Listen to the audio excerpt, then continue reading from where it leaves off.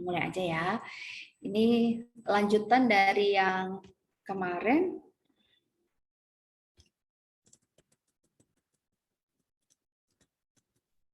Kemarin itu kan ada berbagai macam contoh transaksi antara kantor pusat dengan kantor cabang, ya. Dan kalau di sini kan contoh kantor cabangnya cuma satu. Nanti kita coba ya latihan kalau misalnya kantor cabangnya lebih dari satu gimana. Nah, oke. Ini mungkin kemarin belum di sini ya. Jadi penggabungan laporan keuangan dari home office dan branch office. Jadi masing-masing antara si kantor pusat maupun kantor cabang, mereka kan membuat suatu pelaporan. Kemarin kan ada di sini kan ada contoh penjabarannya ya, ada 3 hal di sini yang bisa dilakukan terkait dengan pencatatan antara kantor pusat dengan kantor cabang ya.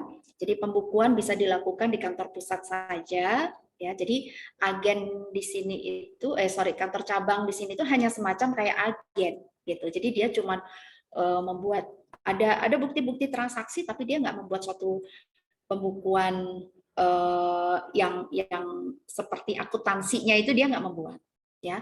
Kemudian yang kedua di sini pembukuan di kantor pusat dan kantor cabang. Kantor cabang membuat pembukuan untuk transaksinya, tapi dia nggak membuat suatu laporan keuangan yang resmi gitu ya.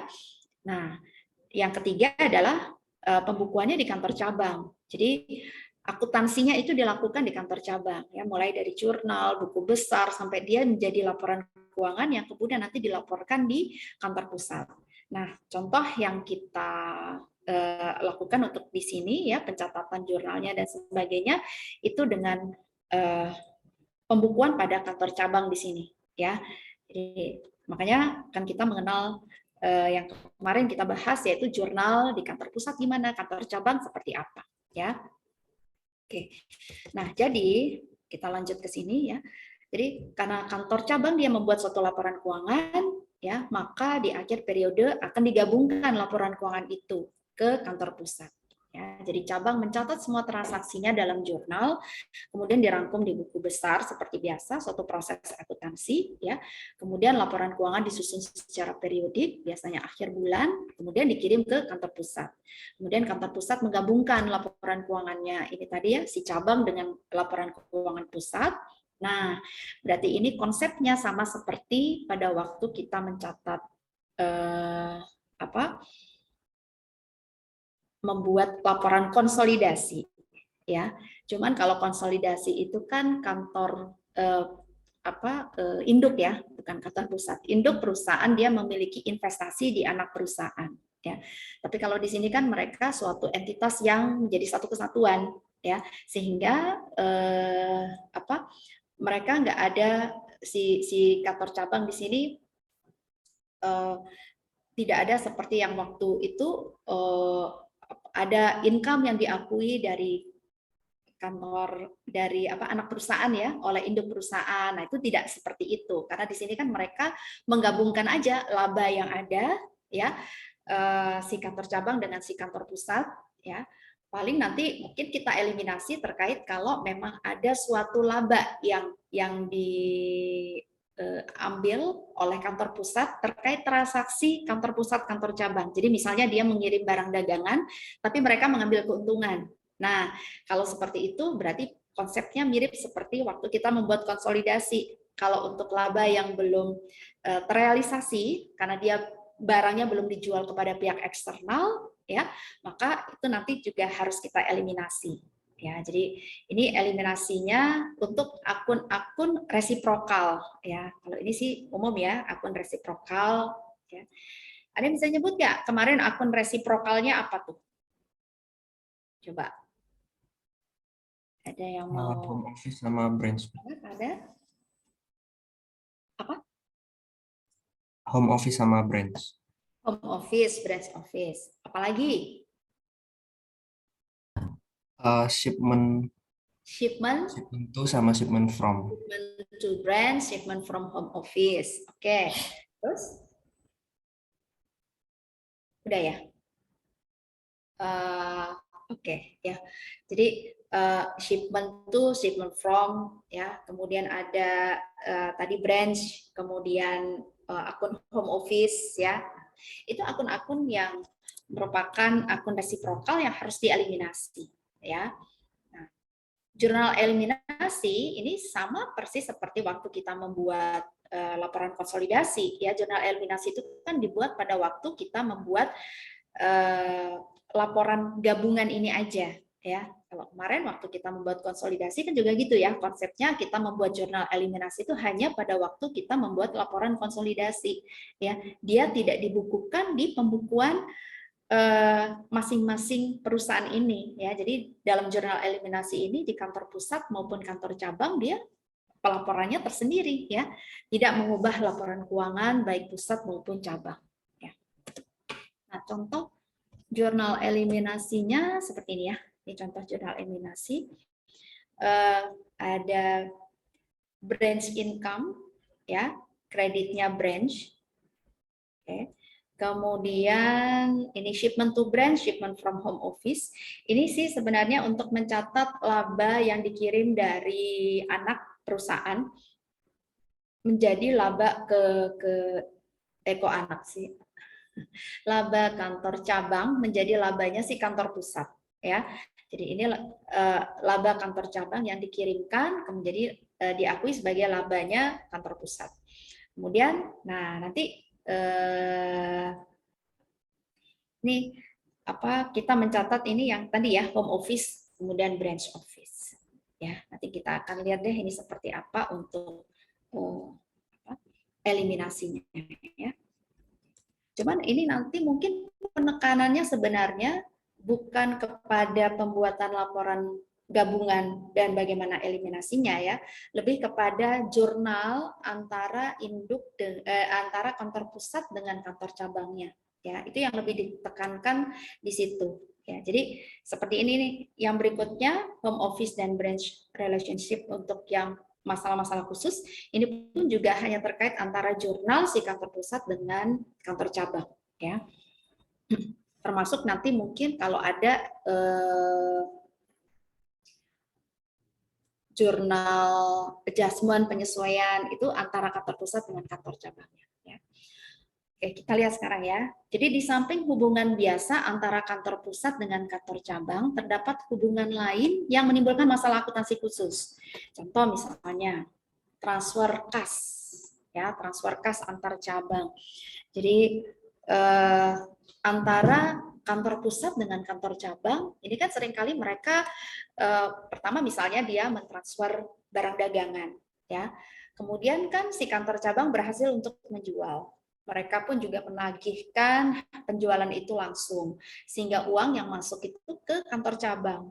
Nah, secara berkala si kantor cabang harus membayar kembali ya, mengembalikan kembali hasil penjualannya ini tadi kepada kantor pusat. Nah, ini berarti ada suatu transfer kas antar cabang, ya. Terus tadi transfer barang dagangan, ya, dari kantor pusat ke kantor cabang. Tapi ada juga kemungkinan transfer itu dilakukan si antar cabang ini tadi, ya, antar cabang. Jadi misalnya gini, untuk yang barang dagangan, ya, kalau transfer kas ini tadi masih relatif lebih mudah karena dia tidak menimbulkan suatu biaya pengiriman ya, transfer kas dari cabang A ke cabang B misalnya ya, bukan dari kantor pusat tapi dari cabang A ke cabang B langsung ya. Nah, kalau sekarang sih apalagi dengan kondisi transfer secara online dan sebagainya itu kemungkinan adanya masalah untuk transfer antar cabang itu kecil sebenarnya ya, karena bisa langsung dilakukan dari kantor pusat ya. Dan masalah biaya transfer itu kecil sebenarnya ya, biayanya itu tidak terlalu membebani suatu perusahaan. Paling kalau yang dengan kondisi sekarang ini akan menjadi masalah adalah transfer barang dagangan yang masih menjadi masalah ya, transfer barang dagangan antar cabang. Kalau yang minggu lalu kita pelajarin itu kan bagaimana misalnya kantor pusat mengirim barang kepada kantor cabang ya, jurnalnya bagaimana yang dicatat oleh kantor pusat dan yang dicatat oleh kantor cabang. Ya. Nah, kalau suatu perusahaan dia mempunyai cabang jumlahnya banyak, ya, dan bisa jadi misalnya kantor pusat belum mengirim barang dagangan misalnya ke cabang B misalnya, ya, ke cabang A udah barangnya udah dikirim. lokasi cabang A dengan cabang B itu berdekatan, ya. Sehingga pada waktu ada permintaan dari pelanggan di cabang B, mungkin kalau harus menunggu pengiriman dari kantor pusat ke cabang B itu butuh waktu yang lama, ya. Sehingga mungkin kantor pusat memerintahkan cabang A, coba kamu kirim barangnya ke perusahaan B, ke cabang B misalnya, ya. Nah, tentu pengiriman itu kan menimbulkan suatu biaya pengiriman lagi gitu ya. Cuman kalau dilihat dari sisi waktu, dari segi waktu, kalau harus nunggu pengiriman dari kantor pusat ke cabang B itu akan butuh waktu yang lama. Takutnya nanti customernya lari gitu ya. Nah, jadi akhirnya mungkin perusahaan ya udahlah kita nambah biaya untuk pengiriman dari cabang A ke cabang B, tapi kita bisa mendapatkan pendapatan ya dari penjualan yang dilakukan itu. Ya, nah ini suatu masalah yang saat ini masih terjadi untuk transfer barang dagangan. Ya. Kemudian yang ketiga adalah pengiriman barang dagangan ke cabang dengan harga di atas kosnya. Nah, ini seperti misalnya kemarin waktu kita membahas yang transaksi antara induk dengan anak, ya, pada waktu pengiriman barang dagangan kan perusahaan induk juga mengambil keuntungan atas barang yang dikirim kepada perusahaan anak. Ini pun juga gitu, ya, kantor pusat mungkin dia mengambil suatu keuntungan atas barang yang dikirim ke kantor cabang, ya. Jadi berarti dia akan mengakui adanya unrealized profit, ya, laba yang belum direalisasikan karena barang itu kan hanya dikirim ke kantor cabangnya. Dia baru akan menjadi profit, realized profit kalau barang itu sudah dijual kepada pihak eksternal. Ya. Oke. Nah, ini pembahasannya ya dan jurnalnya ya. Ini transfer kas antar cabang ya. Dalam kondisi tertentu kantor pusat bisa mengotorisasi transfer dari suatu cabang tertentu, transfer aset tertentu dari satu cabang ke cabang lain ya. Daripada membuka akun khusus dengan cabang lainnya, cabang biasanya menyelesaikan transaksi itu melalui akun kantor pusat ya. Kita lihat ya. Ini contoh cabang 1 mengirimkan uang sebesar $1.000 ke cabang 2 ya. Jadi ini cabang 1 ya. Cabang 1 ngirim uang $1.000 ke cabang 2. Berarti cabang 1 kreditnya cash ya. Cashnya keluar dari si cabang 1, cabang 2-nya dia menerima cash ya. Nah, debetnya ini adalah home office. Jadi artinya bahwa pemindahan dana itu diketahui oleh kantor pusat. Si kantor pusat akan mencatat bahwa tadinya aset itu yang berupa uang kas itu ada di branch 1, cabang 1, sekarang menjadi branch 2. Ya, jadi dia akan nyatatnya seperti ini. Debit branch 2, kredit branch 1. Ya. Cabang 1 pun juga gitu, debitnya home office, jadi kayak dibalikin duitnya ke kantor pusat, ya. Kreditnya cash dikeluarkan kepada cabang 2 ya. Kreditnya si cabang 2 adalah home office ya. Karena pada waktu menerima uang ini dari kantor pusat si cabang 1 dia akan mencatat debit cash, kredit home office kan pada waktu itu ya. Nah, cuman ini tadi yang saya bilang, kalau kondisi seperti sekarang di mana pengiriman atau transfer kas itu mudah ya, bahkan bebas biaya ya. Kalaupun misalnya ada biaya dan nilainya kecil sekali, itu pembuatan jurnal seperti ini tuh agak jarang dilakukan ya, karena bisa langsung dari kantor pusat ke cabang yang membutuhkan ya. Oke. Kemudian yang nomor 2 ini yang masih ada ya, masih berlaku sampai sekarang, transfer barang dagangan antar cabang ya. Jika satu cabang mentransfer barang ke cabang lainnya, transaksi itu diselesaikan melalui akun home office ya. Biaya pengangkutan dibebankan ke cabang yang menerima. Ya, jadi nanti ada tambahan biaya pengangkutan yang ada itu akan dibebankan kepada cabang yang menerima ya, tapi ada maksimalnya. Maksimalnya adalah sebesar biaya pengiriman biasa dari kantor pusat. Ya, jadi kalau secara normal dia dikirim dari kantor pusat itu berapa ya? Nah, maksimal biaya yang boleh dibebankan hanya sebesar itu. Ya, kalau lebih biayanya maka itu akan ditanggung oleh kantor pusat. Ya. Contoh misalnya kantor pusat mengirimkan barang ke cabang 1. Ya. nilainya 4.500 plus biaya angkut $600. Terus diperintahkan cabang 1, ternyata ada kebutuhan barang dagangan yang harus segera terjual di cabang 2 karena ada permintaan dari pelanggan di cabang 2. Maka cabang 1 diminta untuk mengirimkan barang dagangan tadi ke cabang 2. Nah, padahal untuk mengirim barang dagangan dari cabang 1 ke cabang 2 butuh biaya angkut $450. Ya. Tapi kalau dikirim langsung dari kantor pusat, ongkos angkutnya cuma $650. Berarti kelebihan kan? Ya kan? Kelebihan sebesar $400. Berarti $400 ini harus ditanggung oleh kantor pusat. Ya. Jadi jurnalnya seperti ini. Ya. Ini kita lihat dulu ya. Tadi kan dari cabang 1 ke cabang 2 ya. Cabang 1 dia akan mencatat ini yang waktu pengiriman awal ya, pengiriman awal shipment to brand 1. Nih kan 4.500 tambah tadi ongkos angkutnya 600 ya. Debitnya adalah brand 1. Bagi si brand 1 dia akan mencatat ada shipment from home office 4.500, ongkos angkutnya dicatat sebagai freight in, ongkos angkut masuk. Kreditnya adalah home office ya. Kemudian ternyata tadi ya diperintahkan si cabang 1 ngirim barang ke cabang 2 ya. Berarti dia akan mengurangkan si shipment from home office ini. Nah, ini ya di kredit shipment from home office ya.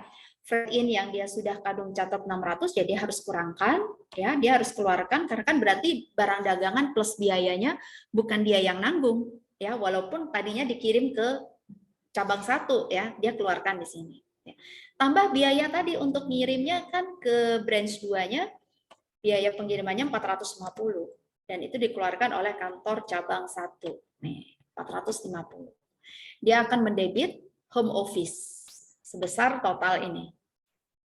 Ya. 5.550. Ya. Nah, SIM home office di kantor pusat dia akan mencatat begini, ya. Tadi 5.550-nya ya berarti brand satunya kredit 5.550 ya karena kan di sini resiprokal ya nilainya harus sama ya ini udah sama terus debit branch 2 5.150 dari mana 5.150 kita lihat di sini shipment from home office-nya tadi nilainya 4.500 tambah biayanya ongkos angkut maksimal ini sebesar ongkos angkut dari kantor pusat ke kantor cabang 2 ya. Dari kantor pusat ke cabang 2 itu 650. Jadi hanya sebesar ini maksimal yang boleh dibebankan kepada cabang 2. Ya, bagaimana kalau misalnya kurang dari 650? Ya, sesuai angka real yang ada ya. Jadi kalau lebih dari 650 hanya boleh sebesar 650. Tapi kalau kurang dari 650 ya sebesar yang realnya. Misalnya 625 ya 625 yang ada di sini ya. Oke, berarti kredit di sini sebesar 5.150. Nah, ini yang masuk di sini ya. Sehingga terjadi ekses ya. Tadi eksesnya 400 ya. Nah, kemudian ini juga kita pindah. Tadinya kan shipment-nya to brand 1 ya. Jadi shipment to brand 1-nya kita debit, kita pindahkan ke shipment to branch 2. Ya kan? Nah, ini. Jadi dia pemindahannya walaupun sederhana ya sepertinya dari cabang 1 ke cabang 2, tapi dalam pembukuan ini di kantor pusat dia harus terlacak bahwa barang itu sekarang kepada siapa, ada di mana ya pencatatannya. Jadi kalau yang tadinya dikirimnya ke cabang 1 ya dan kemudian oleh pusat diperintahkan cabang 1 dikirim ke cabang 2, berarti di sini sekarang harus tercatatnya debitnya branch 2. Ya, ini kredit shipment to branch 2. Ya. Oke. Supaya nanti pada waktu kita membuat rangkuman kinerja antar cabang gitu misalnya ya, kita bisa tahu total pengiriman kita ke cabang 1 berapa, cabang 2 berapa, penjualannya berapa masing-masing, itu biar jelas nanti ya. Oke. Nah, sekarang yang ketiga permasalahan yang ketiga adalah pengiriman barang dagangan ke cabang dengan harga di atas kosnya atau dengan harga eceran. Jadi ada harga retail di sini, ya. Jadi kantor pusat mengirim barang ke cabang pada harga selain kosnya, yaitu kesepakatan atau arbitrary harga pokok ditambah persentase keuntungan bagi si kantor pusat, ya. Dan harga jual eceran, yaitu harga pasar yang dikenakan kepada pelanggan. Oke. Jadi mana yang dipilih di sini, ya. Jadi bisa jadi misalnya pengirimannya kantor pusat mengambil keuntungan sebesar 20% atau 30%, ya. Nah, bila kantor pusat mengirimkan barang ke kantor cabang dengan harga selain kosnya, maka saat penyusunan laporan gabungan, kantor pusat harus membuat jurnal penyesuaian, ya, untuk beberapa akun. Ya tadi, untuk menyesuaikan unrealized profit yang kita akuin sebelumnya. Ya, nah itu yang harus kita sesuaikan.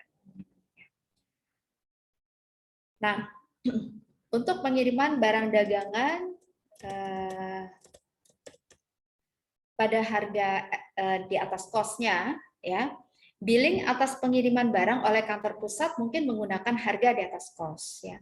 Tujuan dari pengenaan harga ini adalah untuk menyembunyikan harga pokok sesungguhnya pada kantor cabang. Ya. Tujuannya apa? Biasanya adalah supaya si cabang bisa memaksimalkan proses penjualannya. Ya. Jadi dia nggak harus tahu berapa kosnya, ya. Pokoknya yang tahu harga yang dia dapat dari kantor pusat itu berapa, ya. Sehingga dia bisa menjual ini, ya pokoknya kalau dia berhasil menjual lebih, berarti kan keuntungan yang didapat oleh perusahaan itu secara total ini akan lebih tinggi, ya. Nah, selain itu bisa sebagai alat untuk membebankan biaya yang terkait dengan proses pengadaan dan penanganan barang dagangan, ya, yang ada dalam hubungan kantor pusat kantor cabang. Ya, karena kan kalau kita tidak men-charge harga yang lebih tinggi daripada cost-nya pada waktu pengiriman ini, kan ini dari dengan pembentukan kantor cabang aja ada suatu biaya-biaya, kan? Mengirim barang dari kantor pusat ke kantor cabang juga perlu biaya. Nah, ini sekaligus kita mungkin nanti bisa mencatat biaya yang timbul dari pengiriman itu atau proses handling yang ada, proses penanganan barang dagangan ini tadi itu sebagai pengurang dari harga jual yang ada di kantor cabang. Ya, jadi sekaligus sebagai biaya. Ya. Kantor pusat akan mencatat pengiriman barang dagangan sebesar harga pokok, sedangkan kantor cabang akan mencatat sebesar harga yang tertera di faktur dari kantor pusat, ya, yaitu sebesar harga pokok plus margin. Karena kan dia nggak tahu berapa harga pokoknya, ya, pokoknya yang ada di dalam faktur yang dikirimkan kantor pusat, ya itulah harga yang harus dia catat sebagai harga yang diterima dari kantor pusat, ya. Nah, bila tagihan ke cabang melebihi kosnya, maka laba yang dihitung oleh cabang sebetulnya akan lebih kecil dibanding laba yang sebenarnya, ya.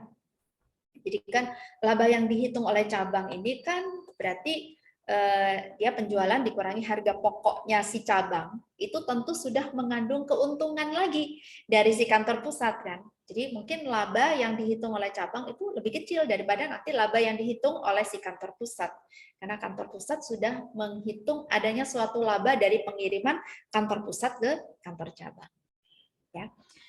Inventory yang dilaporkan cabang itu angkanya tentu lebih tinggi karena sudah mengandung unsur laba ini tadi, ya. Jadi ini yang harus diakui oleh kantor pusat pada waktu penggabungan, dia harus mengeliminasi kelebihan pencatatan inventory tersebut, ya. Oke, nah sekarang kita contoh nih. Barang dagangan dengan harga perolehan 10.000 dikirimkan oleh kantor pusat ke cabang dengan tagihan 20% di atas harga perolehan. Ya. Jadi ini kalau yang kita kemarin minggu lalu ya mencatatnya kan hanya debit branch nomor 1, credit shipment to branch, ya kan? Nah, kalau ini sekarang karena ada keuntungan, berarti kita mencatat adanya suatu unrealized profit. Ya, jadi kantor pusat akan mencatat di sini debit branch, ya nomor 1, kreditnya shipment to branch ini sebesar harga pokoknya, ya tambah di sini unrealized profit-nya, karena kan dia tagihannya 20% di atas harga pokoknya. Ya.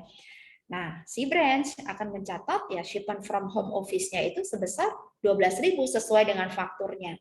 Ya, kreditnya home office. Ya. Yang penting akun resiprokalnya sama ya. Di sini nih sama angkanya. Sama-sama 12.000. Oke. Nah, pada akhir periode, kantor pusat akan melakukan penyesuaian terhadap unrealized profit yang terrealisasi oleh cabang sebagai branch income. Ya.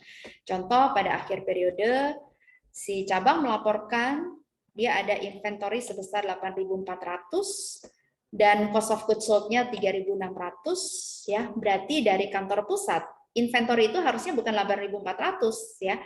Dia cuma 7.000 karena dia mengandung keuntungan 20% kan, ya. Jadi dibagi 1,2, jadi cuma 7.000 saldo akhir persediaan di kantor cabang ya. Terus cost of goods sold-nya juga gitu, harusnya bukan 3.600 tapi cuma 3.000 karena di sini kan sudah mengandung keuntungan dari kantor pusat ya.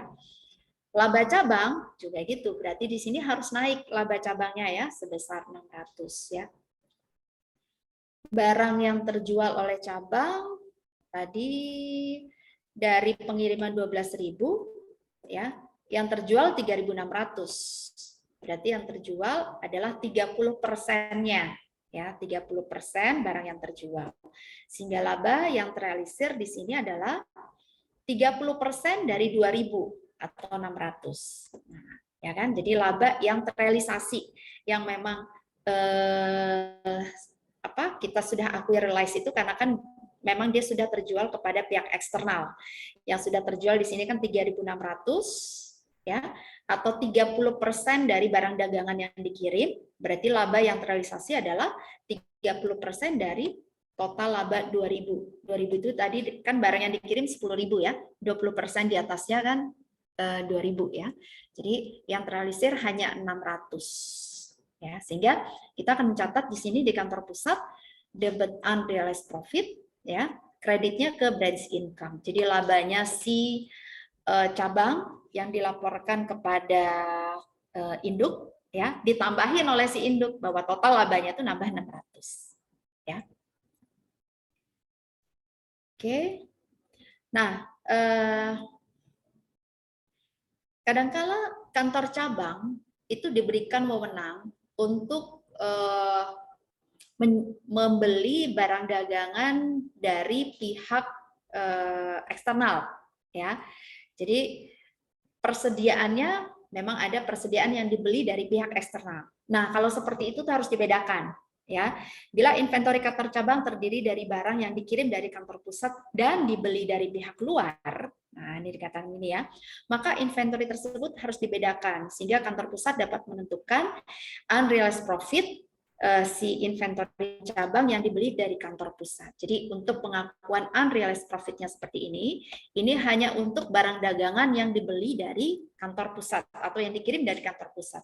Tapi kalau dia dibeli dari pihak eksternal, ya itu tidak perlu diakui seperti ini. Ya memang berarti ya sebesar itu, ya karena kan tidak ada kaitannya dengan hubungan kantor pusat kantor cabang, ya.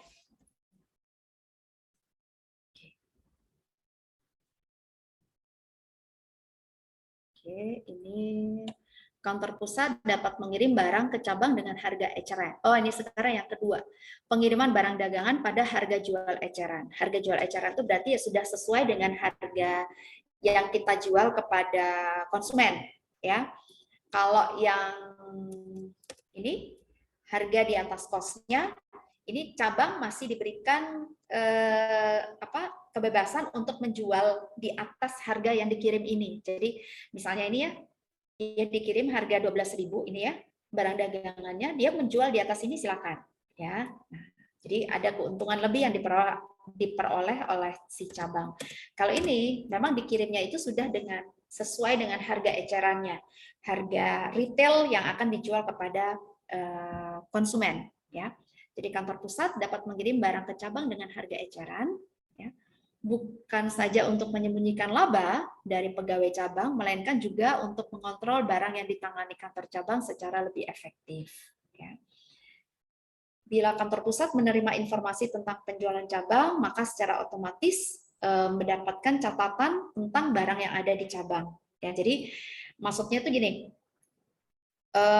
karena kita mencatatnya sudah harganya at retail sesuai dengan harga jual, ya, pengiriman barang dagangan ke cabang. Jadi begitu cabang nanti melaporkan ada penjualan, maka dia nggak usah ngitung berapa cost of goods sold-nya gitu ya. Udah, berarti ya yang terjual itu sudah sesuai harga jualnya ya. Jadi udah langsung ketahuan berapa sih sisa barang yang ada di kantor cabang ya. Posisi inventory bisa langsung diketahui dengan cara mengurangkan penjualan dari barang yang tersedia untuk dijual pada harga eceran atau harga retailnya ya. Jadi nanti persediaan akhir itu adalah total barang yang dikirim dikurangi barang yang dijual, gitu aja ya. Pada akhir periode, inventarisasi fisik antara inventory cabang at retail price harus sama dengan selisih antara bill price good available for sale. Ini berarti tagihan barang yang tersedia untuk dijual ya, dengan penjualan bersih selama periode berjalan. Jadi ini kan karena dia sudah menggunakan harga retail, ya. Berarti saldo awal persediaan di cabang itu sudah sama dengan harga jual, ditambah dengan pengiriman dari kantor pusat juga sama dengan harga jual. Ini makanya disebutnya bill price of good available for sale. Nanti kita kurangi dengan penjualan, ya, itu sama dengan persediaan akhirnya. Nah, persediaan akhir ini tadi sesuai dengan unit kali harga jual, unit yang tersedia di gudangnya, gudang cabang kalikan harga jual, ya. Nah, kalau barang dagangan yang dikirim ke kantor cabang ditagihkan pada harga jual eceran, maka harga pokok barang yang dijual oleh cabang akan sama dengan penjualannya, dan kegiatan cabang akan menunjukkan rugi operasi selama rugi operasi sebesar biaya operasi. Oke, jadi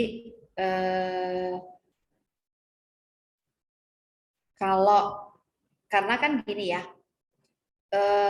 cabang di sini tidak ada wewenang untuk menaikkan harga, ya. Cabang menjual sesuai dengan harga yang dikirim dari si kantor pusat. Otomatis biaya-biaya yang dikeluarkan oleh si cabang ini tentu akan menjadi tanggungan kantor pusat sebenarnya ya. Jadi cabang nggak tahu dia sebenarnya laba atau rugi sih dari aktivitasnya, karena biaya yang ada ini berarti kan penjualan yang ada terus dikurangi dengan biaya-biaya, padahal penjualan yang dilakukan oleh cabang itu sebesar harga pokoknya sebenarnya ya, harga pokok menurut si cabang ya, padahal harga pokok menurut kantor pusat dia sudah diuntungin gitu ya, kantor pusatnya sih udah mengambil keuntungan ya. Nah, si kantor cabang di sini menjualnya sesuai dengan harga jual ya, tapi dia nggak tahu harga pokoknya berapa. Jadi ya dia jual begitu aja, tambah ada biaya-biaya. Jadi kesannya memang kayak rugi gitu.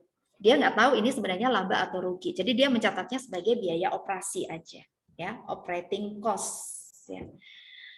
Akun kantor cabang akan disesuaikan dan ditutup seperti biasa pada akhir periode akuntansi, dan akun kantor pusat didebat sebesar rugi yang dilaporkan. Prosedur pencatatan pengiriman dengan harga jual eceran sama dengan pengiriman barang di atas kosnya. Oke.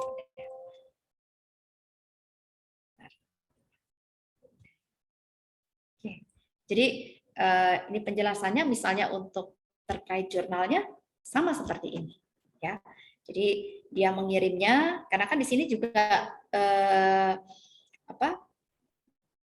kantor pusat pada waktu barang itu dikirim keluar dari si kantor pusat, ya, dia akan mencatat adanya shipment to branch, gitu kan. Nah, ini keuntungan yang diperoleh, ini unrealized profit-nya, ini bisa aja sebesar keuntungan untuk yang dia di harga retail. Jadi total ini pengiriman ke branch ke cabang ya sebesar retail price-nya, bisa seperti itu ya.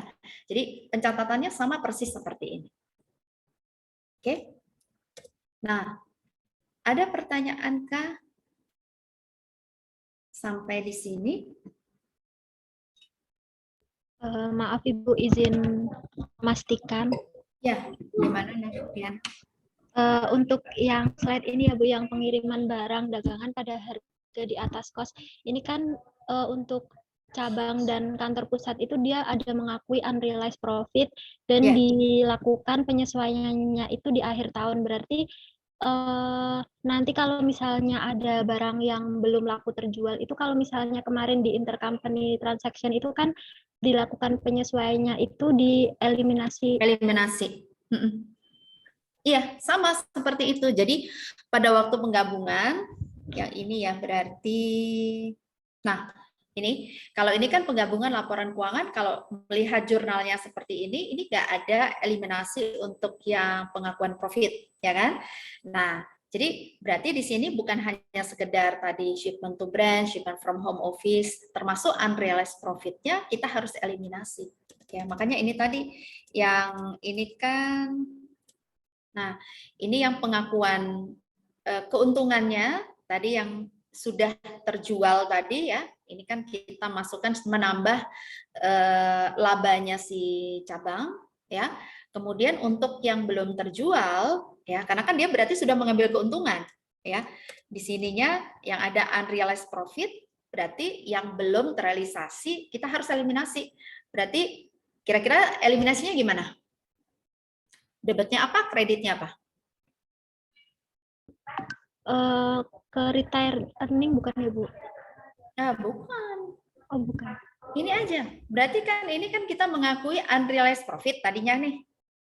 Terus belum terrealisasi nih, ya kan? Berarti pengiriman ke branch-nya ini kelebihan kan pencatatannya? Oh iya, berarti branch-nya di debit ya. Di Iya, kredit. tinggal dibalik aja dulu di sini untuk eliminasi. Oh, kalau eliminasi itu kan sebenarnya tidak dicatat di pembukuan si kantor pusat. Artinya mereka tetap ada pengakuan, oh ada sisa nih unrealized profit. Tapi kan pada waktu pembuatan laporan gabungannya di sini unrealized profit-nya kita debit, kreditnya si branch nomor satunya itu tadi. Gitu. Jadi udah nggak diakui keuntungannya untuk yang tidak terjual. Ya, itu sih. Baik Ibu, terima kasih Bu. Oke. Ada lagi mau bertanya? Izin Bu, pertanyaan Bu. Ya, gimana? Yang tadi tentang pengiriman barang dagangan dari pusat ke cabang 1, terus cabang 1 mengirimkan ke cabang 2, itu saya masih kurang paham Bu. Kenapa ada kayak batas maksimal yang 650 gitu? Yang ini, kenapa biaya angkutnya tidak boleh melebihi itu, gitu ya? Iya, iya Bu. Oke, jadi kan begini, batas maksimal itu diberikan ya supaya masing-masing cabang itu tidak menanggung biaya angkut yang melebihi normalnya, ya. Karena kan asumsinya dengan kondisi normal pengiriman barang dagangan itu dilakukan oleh kantor pusat. Ya, kantor pusat ke cabang 1, kantor pusat ke cabang 2, kantor pusat cabang 3 gitu kan sebenarnya tuh seperti itu ya. Nah, ini terjadi karena si antar cabang tuh mereka melakukan pengiriman barang. Ya, tadi kan saya cerita tujuannya apa sih? Ya banyak ya hal itu dilakukan misalnya untuk menghemat waktu, kadangkala juga menghemat dari sisi biaya pengiriman misalnya ya. Tapi yang seringkali itu ya menghemat waktu. Karena menghemat waktu otomatis mungkin biaya pengirimannya menjadi lebih mahal ya, menjadi lebih mahal karena mau nggak mau di sini barang yang sudah dikirim ada suatu biaya pengiriman ke cabang 1 ya. Kalau dia dikirim langsung ke cabang 2 dia cuma 650. Tapi karena butuh banget nih, mungkin barang di kantor pusat belum ada, belum ready. Padahal cabang 2 udah minta-minta. Ya udah deh kalau gitu dikirim deh dari cabang 1 ke cabang 2 ya.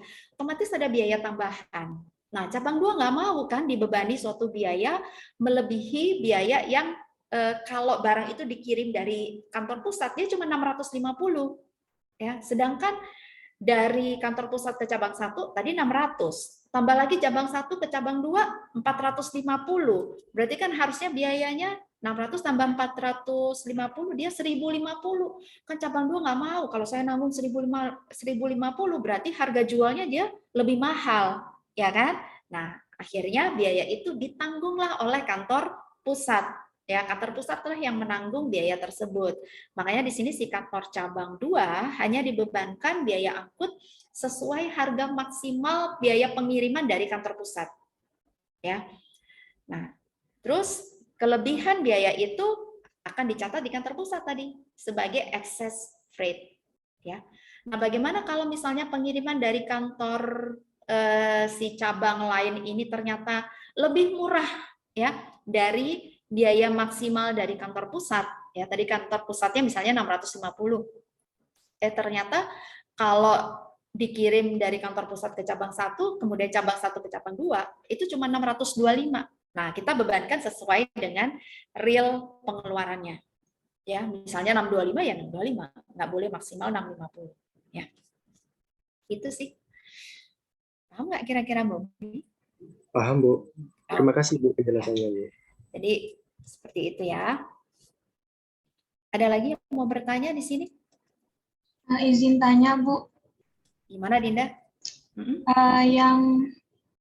Yang tadi, Bu, yang transfer barang dagangan antar cabang, berarti cabang 2 itu nggak mungkin ya, Bu, nyatet branch di jurnalnya cabang 2 itu nggak mungkin nyatet dari branch 1 ya, Bu, karena tadi tujuannya biar kantor pusat itu bisa ngelacak. Berarti Maksudnya di akunnya cabang 2. di sini itu langsung brand 1 gitu? Iya. Oh, enggak, karena kan yang mencatat akun branch itu kantor pusat. Ya. Jadi kantor pusat itu akunnya hanya ada akun branch berapa gitu. Kantor cabang tuh hanya punya akun home office, kantor pusat gitu. Jadi dia nggak ada akun branch 2, branch 3 itu nggak ada. Ribet nanti kalau seperti itu. Jadi transaksi antar cabang bisa terjadi, tapi akunnya tetap semuanya melalui kantor pusat supaya kontrolnya mudah ya. Jadi kantor pusat itu dia bisa tahu oh barang ini sekarang sudah dipindahkan dari kantor cabang mana ke cabang mana ya. Karena kalau misalnya langsung antar cabang, kantor pusat nggak punya kendali. Dia nanti nggak tahu dia saldonya si cabang 1 berapa, saldonya cabang 2 berapa. Kalau mereka masing-masing diberikan wewenang untuk langsung transfer begitu aja tanpa diketahui oleh kantor pusat.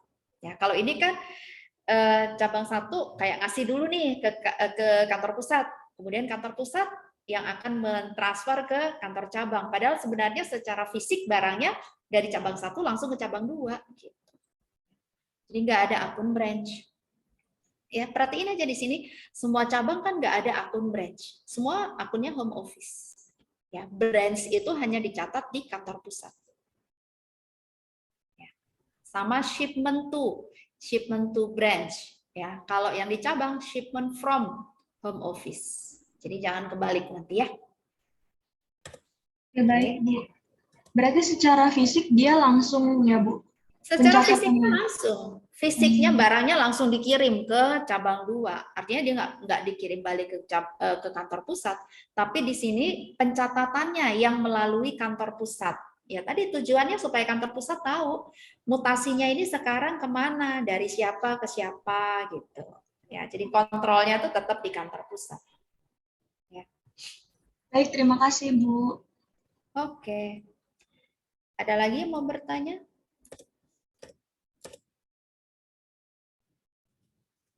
Yuk, silakan.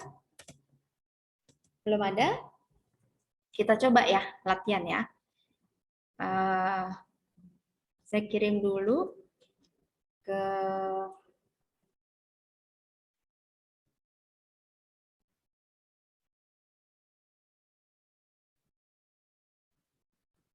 grup ya.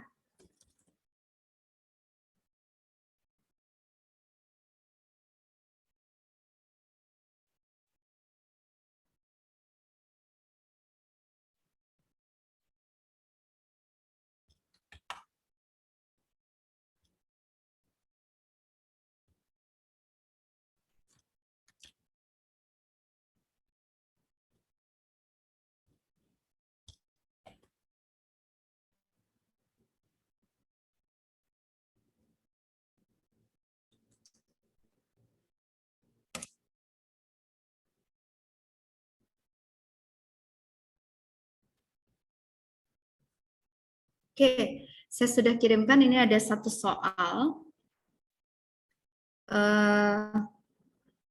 di grup ya. Itu contohnya dia ada transaksi ya antara kantor pusat dengan kantor cabang.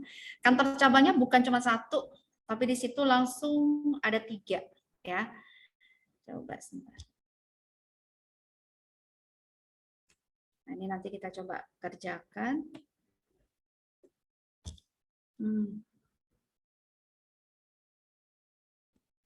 Cek dulu ya. Jadi ini ya. PTA di sini punya 3 cabang. Cabang di Bandung, Solo, Surabaya ya. Kebijakan akuntansinya adalah untuk akuntansi untuk aset tetap dilakukan terpusat. Untuk yang fix asetnya ya dilakukan dicatatnya di kantor pusat, di mana pusat yang menyelenggarakan catatan akuntansi aset tetap untuk aset tetap yang digunakan oleh pusat maupun oleh cabang. Jadi kantor pusat yang akan mencatat untuk aset tersebut. Namun beban penyusutan asetnya tetap dibebankan dan dicatat di pembukuan masing-masing cabang. Jadi asetnya dicatat di kantor pusat, tapi karena yang pakai kantor cabang, maka beban depresiasinya dibebankan ke cabang. Ya. Kemudian pembayaran beban asuransi dan beban iklan dilakukan juga secara terpusat dan dialokasikan ke cabang dengan proporsi yang ditentukan oleh kantor pusat. Ya, jadi semua beban asuransi dan beban iklan dibayar di muka pada awal tahun sebagai prepaid berarti ya. Kemudian nanti pengakuan bebannya itu dialokasikan ke masing-masing cabang. Ya, margin kantor pusat dihitung berdasarkan harga pokok pada pusat dan barang yang ditagihkan ke cabang sudah termasuk dengan margin yang ditetapkan. Jadi seperti tadi berarti harganya yang dikirim ke cabang berapa persen di atas cost-nya, gitu ya. Nah, transaksi yang terjadi antara pusat dan cabang serta antar cabang selama bulan Desember 2020 adalah sebagai berikut. Ini transaksinya ya. Pertama adalah transaksi pengiriman barang. Transaksi pengiriman barang di sini diketahui ada suatu margin ya. Ada yang marginnya 20%, ada yang 25%, ada yang 30% ya. Terus yang tanggal 2 pembelian peralatan yang digunakan untuk cabang ya. Tadi peralatan itu berarti kan suatu aktiva tetap ya. Digunakan ada yang pembelinya kantor pusat ini ya. Jadi ada barang yang dibeli, aktiva tetap yang dibeli kantor pusat, tapi yang menggunakan Bandung ya. Ada lagi yang beli peralatannya Solo, digunakan juga untuk Solo. Ada juga yang membeli peralatannya Surabaya, nah digunakan untuk Surabaya. Ya, nanti cek. Ini sih kalau nggak salah ini yang ada saya jelaskan minggu lalu ya. Equipment ada yang dibeli kantor pusat, gimana pencatatannya. Ada yang equipment dibayar oleh kantor cabang, bagaimana pencatatannya ya. Oke, ini kemudian ada estimasi masa manfaat masing-masing ya. Kemudian tanggal 15 pengiriman pada tanggal 1, berarti yang atas ini ya, pengiriman barang dagangan. Di mana kantor pusat kemudian memerintahkan beberapa cabang untuk mengirimkan sebagian barang itu ke cabang lain ya. Jadi barang yang dikirim ke Bandung suruh ngirim ke Surabaya, barang yang sebesar 25%. Ini biaya pengiriman yang dibayar cabang pengirim 2.800.000 ya. Sedangkan biaya normal pengiriman itu adalah biaya dari kantor pusat ke cabang penerima seharusnya secara normalnya berapa? Ya. Terus ada cabang Solo suruh ngirim barang juga ke Surabaya. Kalau dikirim dari Solo 1 juta nambah biayanya. Kalau secara normal dari Jakarta ke Surabaya dia 2 juta. Nah, berarti gimana nanti pencatatannya seperti tadi ya. Terus tanggal 20 pengiriman uang antar pusat dan cabang ya atas perintah kantor pusat. Ada pengiriman dari kantor pusat ke Bandung, dari Solo ke kantor pusat, dari Surabaya ke kantor pusat, dari Bandung ke Solo, dari Surabaya ke Bandung. Ini ribet nih ya. Jadi gimana jurnalnya nanti ya. Kemudian di akhir bulan diketahui tadi tanggal 2 Januari kantor pusat sudah membayar beban asuransi untuk 1 tahun sebesar 6 juta dan beban iklan 4 juta. Ya, kedua beban itu seluruhnya dipakai di tahun 2020 dan pada akhir tahun beban itu dialokasikan dengan rasio pembagian kedua beban itu antara pusat cabang Bandung, cabang Solo, cabang Surabaya dengan rasio 5:2:2:1. Ya, jadi nanti dari biaya yang ada ini tadi kita bagi 5 bagian ke kantor pusat, 2 bagian ke kantor cabang Bandung dan Solo, 1 bagian untuk cabang Surabaya. Ya, tapi hati-hati karena di sini transaksinya hanya berjalan 1 bulan ya, terjadi selama bulan Desember ya. Nah, berarti nanti perhitungannya ya, hati-hati nanti ya. Terus terakhir tanggal 31 adalah pengakuan beban penyusutan peralatan. Tadi kan di awal yang tanggal 2 itu adalah pembelian 2 Desember itu pembelian peralatannya dan bagaimana penggunaannya. Nah, sekarang bagaimana pengakuan depresiasinya, di mana masing-masing diketahui masa manfaatnya. Ya. Hitungnya straight line aja, metode garis lurus. Oke. Silahkan coba kalian kerjakan dulu. Nanti kita sama-sama coba membahasnya, jurnalnya apa sih masing-masing. Ya. Ini berarti langsung ya, dari pencatatan si kantor pusat ke kantor cabang. Saya buat seperti ini. Kantor pusat, ya seperti ini ya. Nomor atau tanggal ini sebenarnya ya. Tanggal. Kemudian ini jurnal di kantor pusat gimana, terus langsung cabang Bandung, cabang Solo, sisi kanannya cabang Surabaya. Jadi ke kanan begini, supaya langsung kelihatan mutasinya dari nanti cabang masing-masing cabang itu seperti apa ya kaitannya. Oke, yuk silakan dikerjakan terlebih dahulu.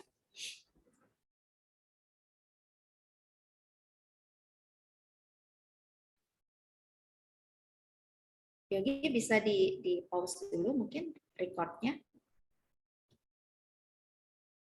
Ada berapa transaksi nih ya? Tanggal 1, 2, 15, tanggal 20, tanggal 31. Ya, 31-nya ada 2. Nah, sekarang kita mulai dulu ini. Tanggal 1. Siapa mau Izin, Bu. menjawab? Izin, Bu. Banyak. Siapa nih? Satria nih, tunjuk tangan. Oke, tadi suaranya saya soalnya belum buka ininya nih. Ya udah. Ini kan banyak ya. Jadi mungkin gantian. Mungkin supaya kebagian semuanya, Satria coba yang ini cabang penerimanya Bandung ya. Nanti tadi kan ada beberapa yang ikutan mau jawab juga. Nah, untuk yang lainnya yang Solo, yang Surabaya gitu ya. Jadi biar banyak yang ikut menjawab ya. Oke, yuk. Pertama, silakan. Satria, terus Melly ya. Tuh ada yang tunjuk tangan lagi. Oke, Satria dulu. Yuk. Oke, berarti kan itu ada cabang penerimanya Bandung. Nah, berarti di debitnya itu kita debit branch Bandung. Branch Bandung, oke.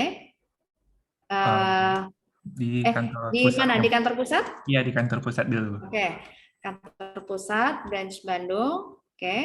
Terus? Lalu di kredit kita shipment to branch Bandungnya. Shipment.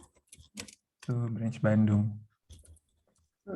Terus? Sama ada, dia kan juga bayar biaya pengiriman cash, di kredit cash. Lalu nanti ada selisihnya unrealized profit-nya. Unrealized profit ya? Ya. Nah, unrealized profit ini karena kita cabangnya banyak, kasih pembedaan juga ya. Jadi unrealized profit yang Bandung nih, misalnya. Saya tulis BDG deh. Oke. Ya. Nah. Oke, terus habis itu kan angkanya dulu nih berapa? Yang pertama kan dari shipment to Bandungnya, Bu, di kredit itu ada harga pada pokoknya yang dikirim dari pusat 300 juta. Oke.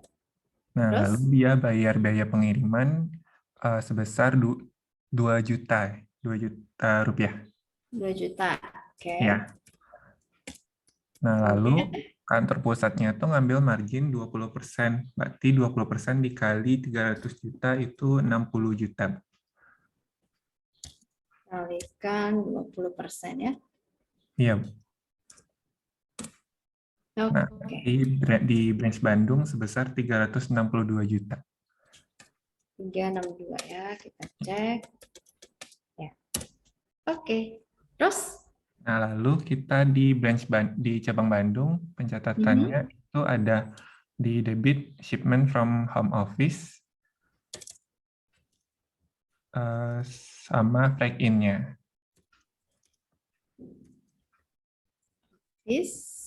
Kemudian?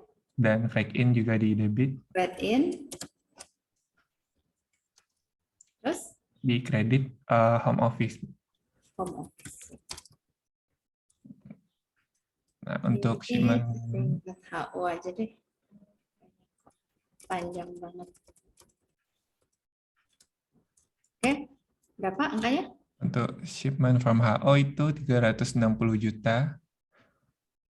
360 juta dari shipment sama. Oke. Karena udah dengan keuntungan ya. Ya. Terus Nah, flat untuk in-nya in sebesar biaya pengiriman tadi 2 juta. 2 juta. Oke. Dan home office 362 Office-nya juta. 362 juta. 362 ini ya. Ya. Oke. Ya. Nah, berikutnya tadi siapa? Nelly ya? Ya, silakan Nel. Berarti yang Solo ya, Bu? Yang apa? Solo. Ya. Di kantor pusatnya itu di debit brand Solo. Oke. Brand Kreditnya? Solo. Kreditnya shipment to brand Solo. Oke.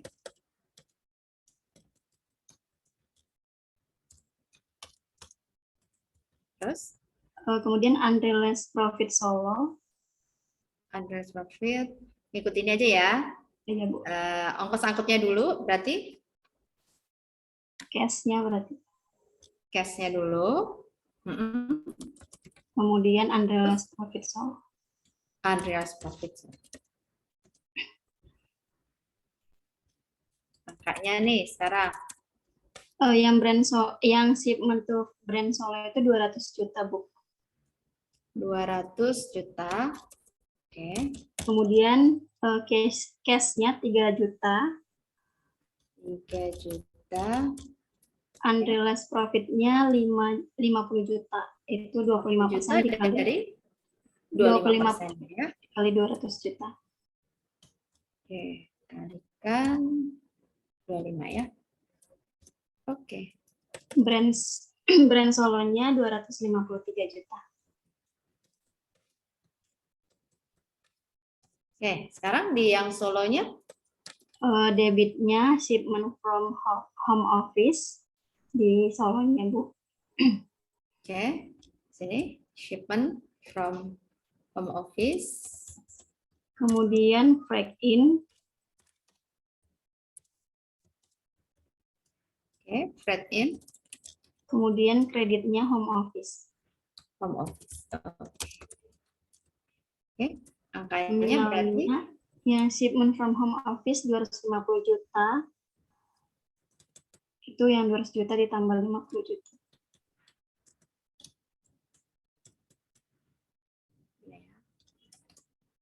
Kemudian freight in-nya 3 juta.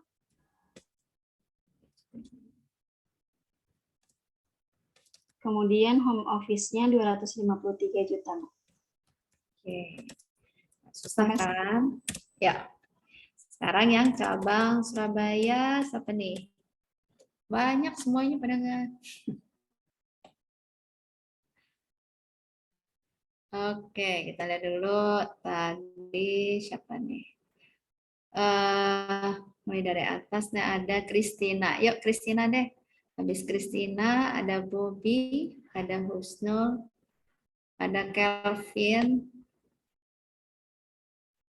sama Andika. Ya semuanya jadinya Silvi, Vicarlo. Yuk, silakan. Mulai dari Christina dulu. Yuk, silakan. Yang Berarti yang Surabaya, cabang Surabaya, Chris.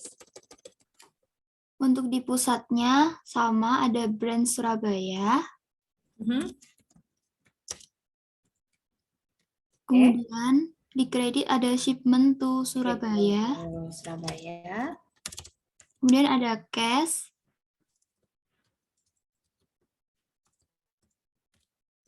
Yes. Sama Dan unrealized profit Surabaya. unrealized profit yang Surabaya ya. Oke, terus Untuk shipment to Surabayanya ada 250 juta.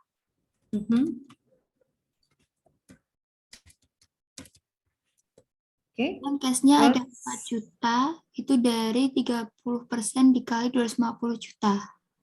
Itu apa? Cashnya? Enggak ding, Bu. Cashnya udah diketahui. Oke. 4 juta. Cashnya 4 juta ya. Kemudian unrealized profit Surabaya baru yang 30% dikali dengan 250 juta. Kali 30% ya. Karena kan keuntungan yang didapat adalah 30%. Oke. Terus? Jadi brand Surabaya di sini. Untuk brand Surabayanya seluruh totalnya ada 329 juta. 329. Oke. Nah, terus? Yang Kemudian di Surabaya. cabang Surabayanya ada shipment from home office.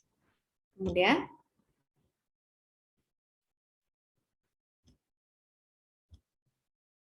Debat lagi apa lagi? Shipment from home office dan freight in. Kredit ini ya. Kreditnya Home office home kreditnya. office ya. Yang ini ya. Oke. Angkanya sekarang? Shipment from home office-nya ada 325 juta. Itu dari 250 juta ditambah dengan 75 juta. Ya. Oke. Freight in-nya? Dan freight in-nya ada 4 juta. Oke. Dan home office-nya ada 329 juta. Ya. Oke. Terima kasih, Bu. Ya, oke, sama-sama. Sekarang nomor 2. Pembelian peralatan. Ya. Yuk, tadi siapa yang urutnya? Bobby, yuk. Bob. Baik, untuk yang pembelian peralatan oleh pusat itu debitnya equipment, kreditnya pada cash, Bu. Senilai 28.800.000. Jadi ini yang beli adalah pusat ya. Oke. Iya, Bu. Langsung dari Terus pusat. berapa angkanya? 28.800.000. 28.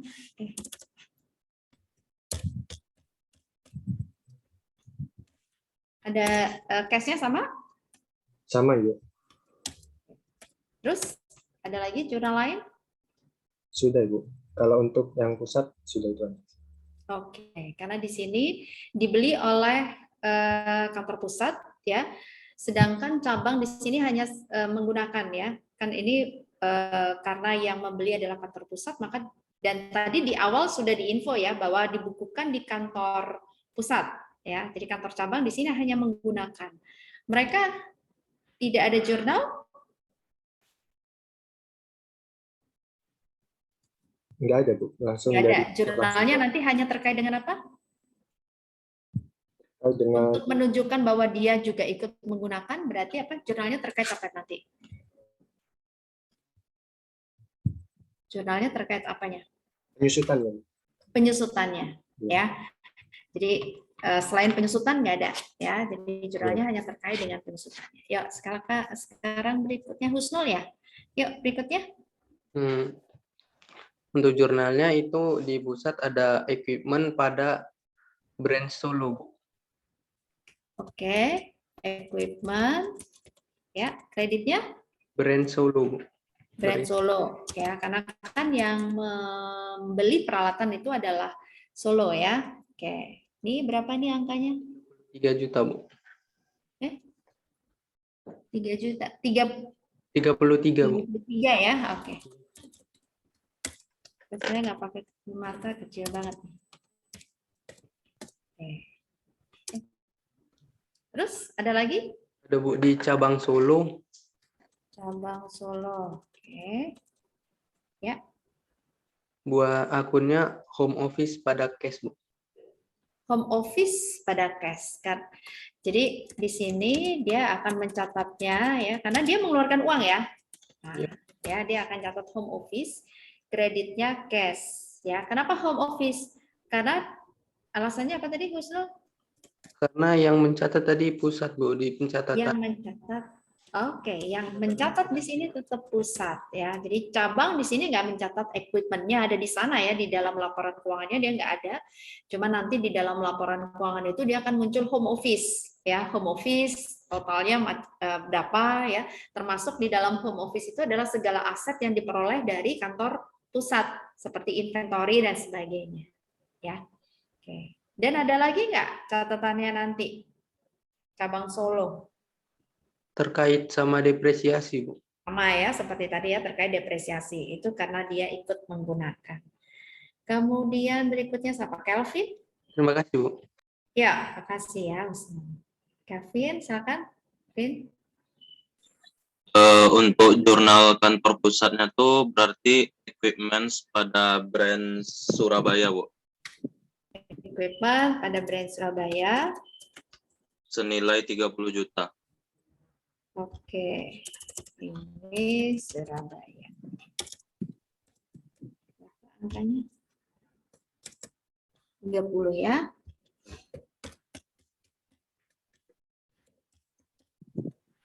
Oke, Terus untuk cabang Surabaya itu juga mencatat home office pada cash senilai 30 juta.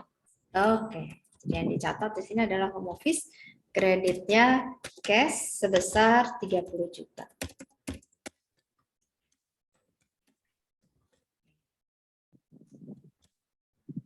Kita lanjut lagi.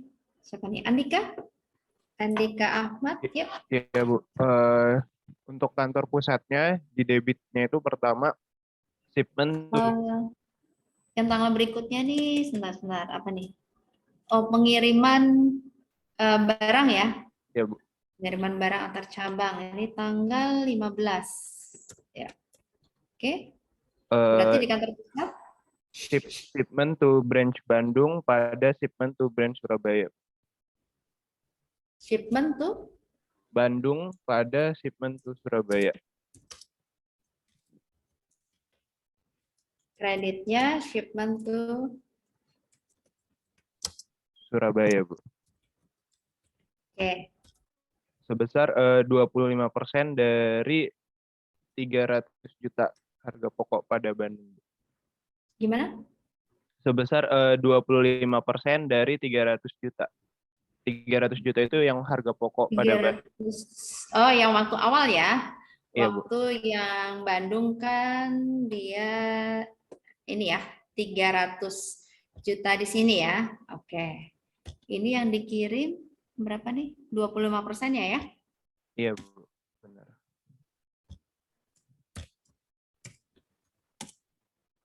Oke. Terus sama ya ini ya. Apa lagi? Branch Surabaya di debit sama excess spike pada kreditnya branch Bandung.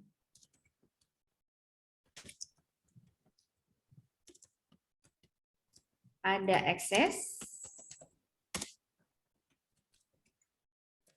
Terus kredit ya? Iya, Bu. Kredit.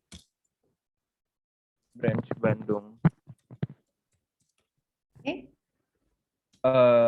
Untuk branch Angkanya? Surabayanya itu sebesar 93 juta. Itu didapatkan dari... Nah, ini gini aja. Nanti perinciannya karena ada di brand Surabaya, angkanya. Nanti lihat dari yang brand Surabaya dulu. Ya, cabangnya dulu. Dari yang cabang Bandung dulu kali ya. Dia ngirimnya ke itu seperti apa? Biar ke detect di sini totalnya yang Oke, ya. Untuk yang Bandung di debitnya itu ada ada home office di di kreditnya itu ada shipment from home office, break-in, Oke. sama cash. Terus ada break-in Dan sama cash. Oke, sekarang ini dulu shipment yang dari home Shipment office. from home office-nya itu sebesar 90 juta. Itu didapatkan dari 25% dari shipment from home office yang pertama. Yang ini berarti ya, Iya, Bu. 360 kalikan 25%. 25 ya. Break-in-nya 90 juta. Break-in-nya juga sama, Bu, dari 25% dari 2 juta. Oke, ya, karena kan tidak seluruhnya disuruh kirim ya, hanya 25%. Jadi ongkos angkut pun di sini juga kita kalikan 25% ya. Oke. Terus Untuk cash-nya itu sebesar 2.800.000 sesuai yang ada di soal. 2.800.000 sesuai dengan pengiriman dari kantor Bandung ke Surabaya ya. 2.800.000. Oke, jadi berapa nih totalnya? Totalnya 93.300.000.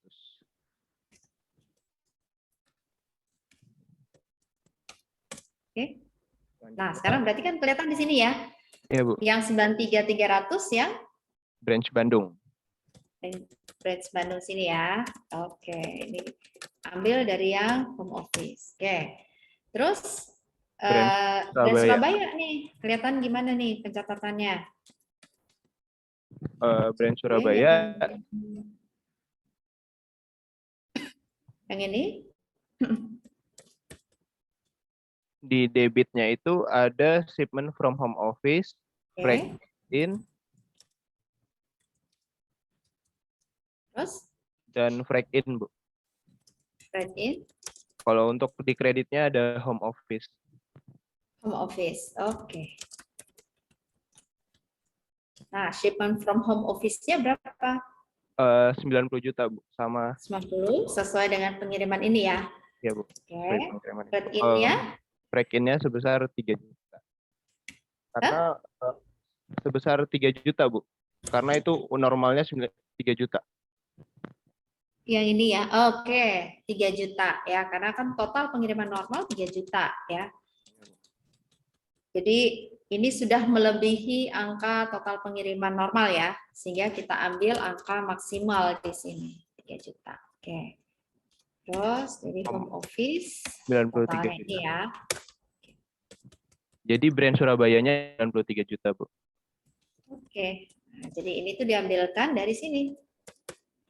Ya, 93. Sehingga eksesnya 300.000. 300.000. Oke, terus apa lagi di sini? Sudah? Sudah, Bu. Untuk yang pengakuan unrealized profit-nya, kan berarti yang tadinya dicatat unrealized profit itu di awal, ini unrealized profit-nya adalah unrealized profit Bandung. Nah, karena udah dipindah, nah berarti harus dicatat juga di sini ya. Ada satu lagi jurnal, jangan ketinggalan. Unrealized profit Bandung pada unrealized profit Surabaya berarti ya? Oke, unrealized profit di Bandungnya dihilangkan ya. Terus unrealized profit Surabaya. Berapa nih berarti? 25% dari 60 juta, berarti 15 juta. Oke, betul ya. Ini kalikan 25%.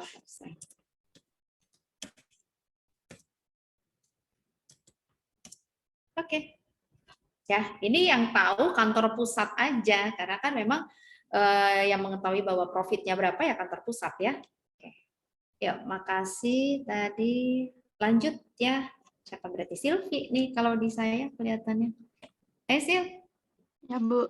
Berarti yang kedua itu ada dari Solo ke Surabaya. Yang pertama Solo untuk Ya, dari Solo Surabaya yang dikirim adalah 30%-nya ya. Ya. Terus Yang dicatat pertama kali di pusat itu ada shipment to brand Solo pada shipment to brand Surabaya. oke.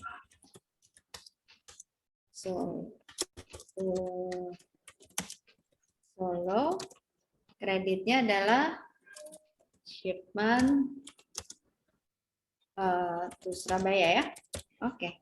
Ya, Bu. Sebesar 30% dari yang awal itu 200 juta. Yang ini? Yang 200 juta, iya Bu. Ya, 200 juta kalikan dengan 30%. 30%-nya ya. Oke. 60 ya. Bu. Terus apa lagi? Selanjutnya melakukan pencatatan di cabang dulu, Bu. Cabang Solo. Sebentar. Nah, gimana? Pencatatannya di cabang Solo dulu, Bu. Bentar ya, saya pakai dulu. Nah, ya. Gimana? Pencatatannya di cabang Solo dulu, Bu. Pencatatannya di cabang Solo gimana? Home office pada shipment to home office sama kayak ya. tadi.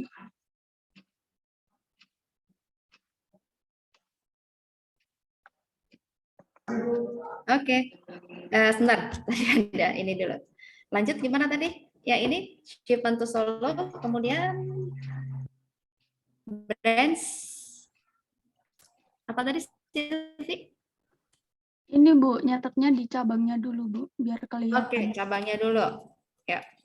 Berarti cabang di Solo. Solo ya. Sama kayak tadi, home office, ada shipment from home office. Oke. Track in Home dan office. Terus? Kreditnya shipment from home office. Break in. Break in. Dan cash. Cash, oke. Berapa shipment from home office-nya? Sebesar 30% dari 30% dari nilai yang awal tadi itu 250. Yang ini ya. Oke. Kalikan dengan 30% ya. Terus freight in-nya? In-nya sama 30% dari yang freight in awal. Oke. 3 juta. Dan cash-nya sebesar 1 juta di soal. Cash-nya 1 juta ya. Ini kok freight in-nya 30% dari freight in awal. Ini kan? 3 juta. Iya, Bu. Kalikan 30% ya. Oke, benar ya. Terus ininya cash-nya 1 juta. 1 juta.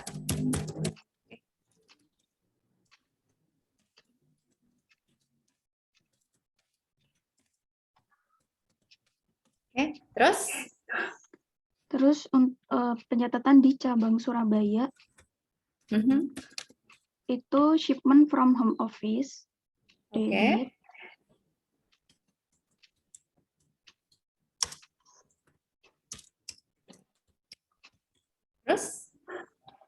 Terus debit lagi freight in. Freight in, seperti ini berarti ya.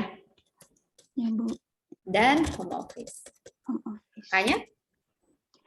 Untuk shipment-nya 75 juta. 75 juta. Sesuai perhitungan ini ya. Ya, Bu. Kemudian? Freight in-nya 1 juta ditambah 900.000. Oke. Ini karena angkanya tidak melebihi maksimal pengiriman ya? Iya, Bu. Jadi maksimal pengiriman 2 juta, jadi yang kita catat di sini adalah sesuai dengan realisasinya ya. Oke. Kemudian shipment from home office-nya, ini jumlahnya ya. Terus, jadi angka ini yang kita pindahkan yang mana? Yang 76.900. Oke, jurnalnya apa berarti di kantor pusat? Jurnalnya Brand Surabaya pada Brand Solo. Brand Surabaya pada Solo ya.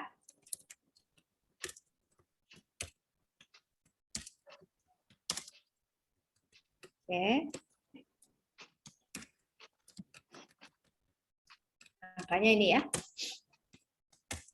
Ya, Bu. Jadi tidak terjadi ekses ya. Satu lagi berarti apa? Unrealized profit Oke. Unrealized profit Solo pada Surabaya. pada Surabaya ya. Jadi yang ini kita edit. Oke.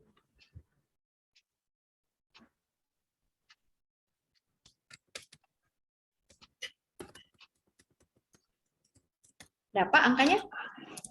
30% dari unrealized profit yang awal. Berapa tuh?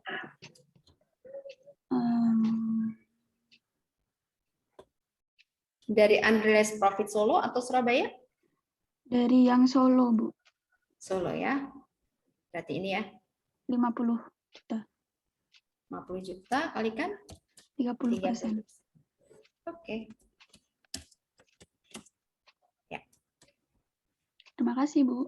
Oke, makasih Silvi. Bu, maaf mau Ya. mastiin tadi ini kenapa kita catat unrealized profit Solo pada Surabaya? Tunggu. Kenapa? Mau mastiin lagi nih kenapa kita catat unrealized profit Solo pada yang Surabaya ini, Bu? Ya, unrealized profitnya. Kenapa?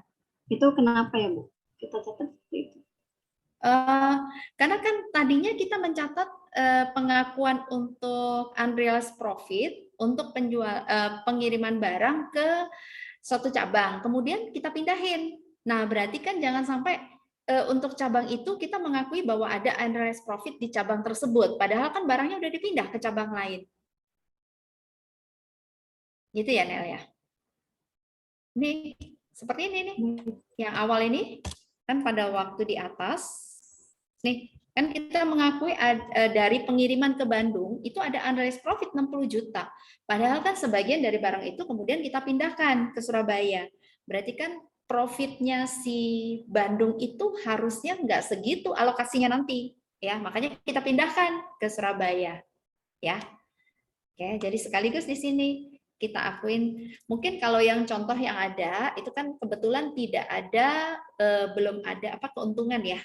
Yang tadi pengiriman barang dagangan antar cabang itu belum ada pengakuan keuntungan. Nah, sekarang karena sudah digabungkan ya, ada pengakuan keuntungan plus ada pengiriman yang antar cabang, berarti unrealized profit yang timbul itu juga harus kita alihkan. Ya. Oke. Terima kasih, Bu. Ya, sama-sama. Terus berikutnya siapa tadi? Vicarlo. Yuk. Vicarlo. Ini berarti yang pengiriman uang. Nah, yuk silakan.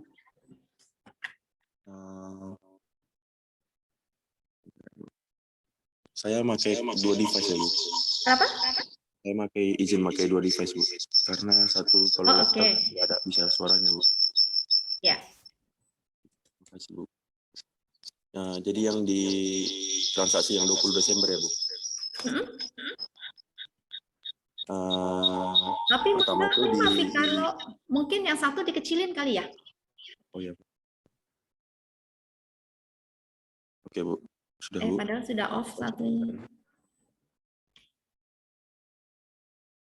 Apakah sudah jelas, Bu? Udah, ya silakan. Jadi untuk yang di pertama itu di home office-nya itu branch Bandung pada Berarti Vicarlo yang dari pusat ke Bandung ya? Ya, Bu, yang dari pusat ke Bandung. Ya. Dari branch dari di home office-nya itu di jurnalnya itu branch Bandung pada cash. Ada cash. Ya, sebesar 20 juta. 20 juta. Lalu di jurnal di bagian Bandungnya sendiri. Cash pada home office. Cash pada? Debitnya cash ya, dia menerima cash. Home office dari home office. Home office. ya. Oke. Sebesar 20 juta, Bu. Terus ada lagi? Tidak, Bu. Ya. Yang lainnya enggak ya? Oke. Sekarang yang berikutnya deh, siapa nih? Luna. Lun? Karena pengirimnya dari Solo, Bu, maka Ya. yang di pusat Solo ke pusat. Gimana berarti? jurnalnya cash pada branch Solo sebesar 50 juta. Ini cash pada brand Solo sebesar 50 juta. 50 juta. Lalu di cabang Solo, cabang Solonya home office pada cash, Bu. Home office pada cash. Pada cash. Oke. 50 juta juga, Bu.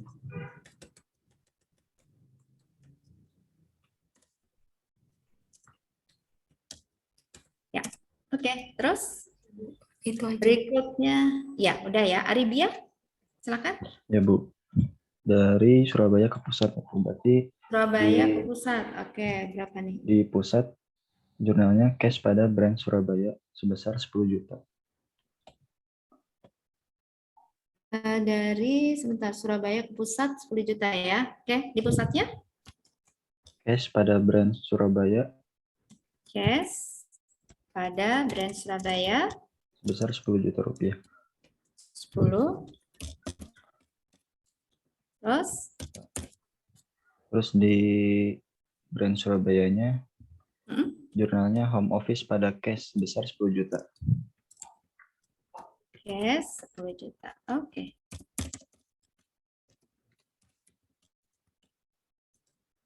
Oke. Terus berikutnya Dinda. Yuk Dinda nih. Baik, yang selanjutnya itu pengiriman cash dari Bandung ke Solo. Kita akan mencatat di pusatnya branch Solo pada branch Bandung. Oke, ini di pusat branch Solo, branch Bandung, gini ya. Senilai 60 juta. Ini sebentar, sorry.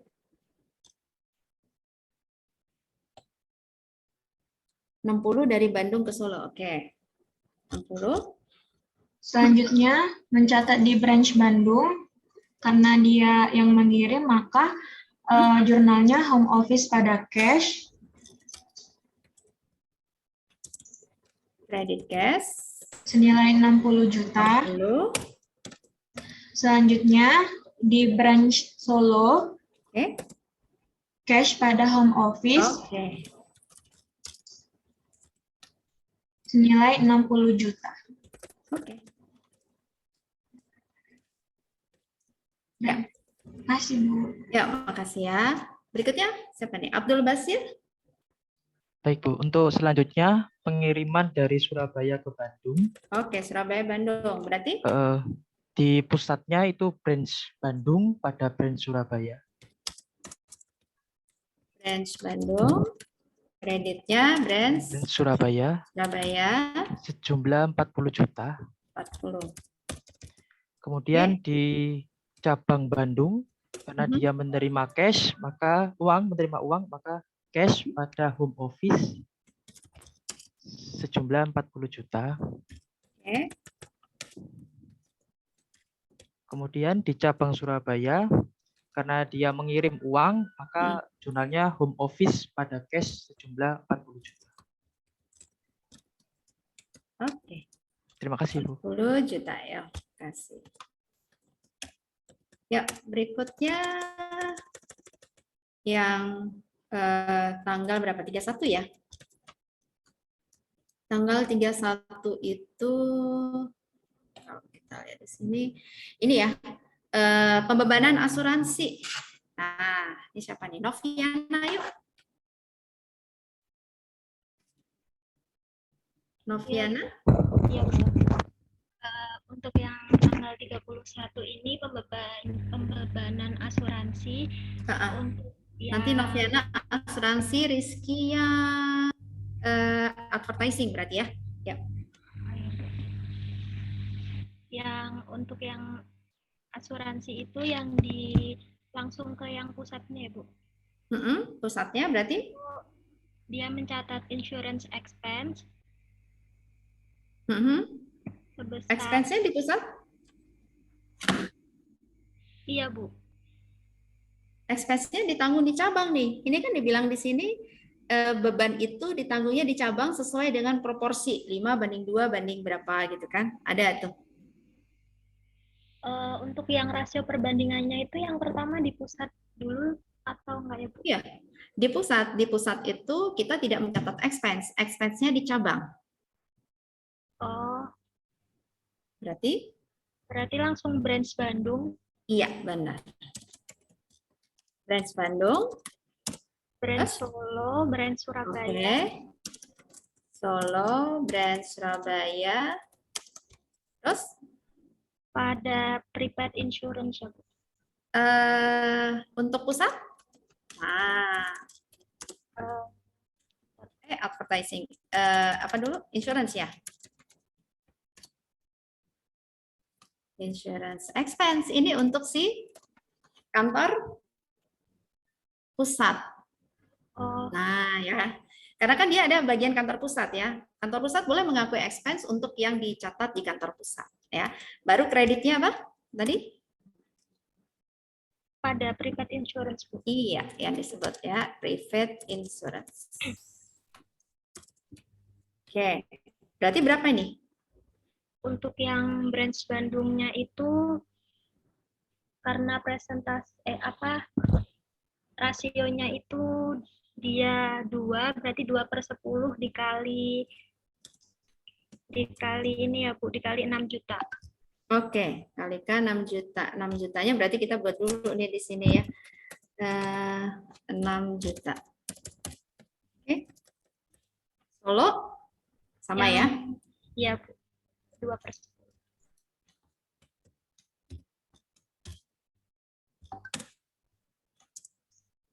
Surabaya? Untuk yang Surabaya dia 1/10. Dikali. Nah, insurance expense yang di kantor pusat? 5/10. 5/10 ya. Oke.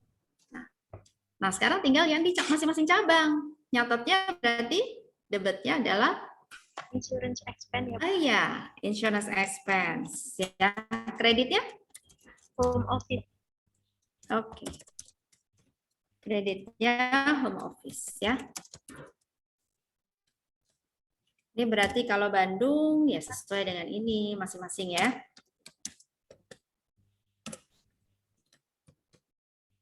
Ini masing-masing sama nih.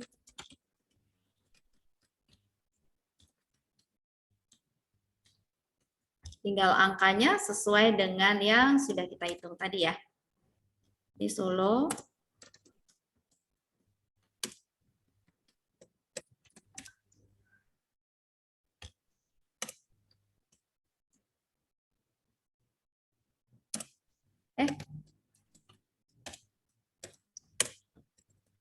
Ya. Rizky, silakan. Makasih, Bu. Ya, makasih ya, Diana. Untuk yang beban iklan di kantor pusatnya ada branch Bandung. Berarti ini ya, saya copy. Ya. Berapa angkanya? Angka untuk di branch Bandung itu persentasenya 2/10 dikali 4 juta. Bentar, ini saya edit dulu. Berarti namanya? Advertising prepaid advertising expense.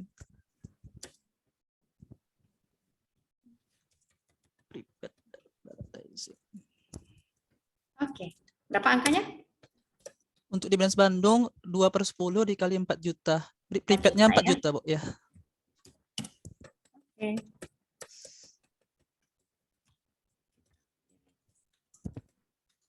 Sesuai dengan proporsinya ya. 2/10, 2/10, 1/10, dan yang terakhir 5/10 ya. Iya. Terus gimana Rizky berikutnya? Untuk di Bandungnya sama seperti yang di asuransi, bedanya dia jadi advertising expense pada home office. Advertising expense. Oke. Kreditnya home office, Bu. Ya. Ini jurnalnya sama. Tinggal angkanya aja ya.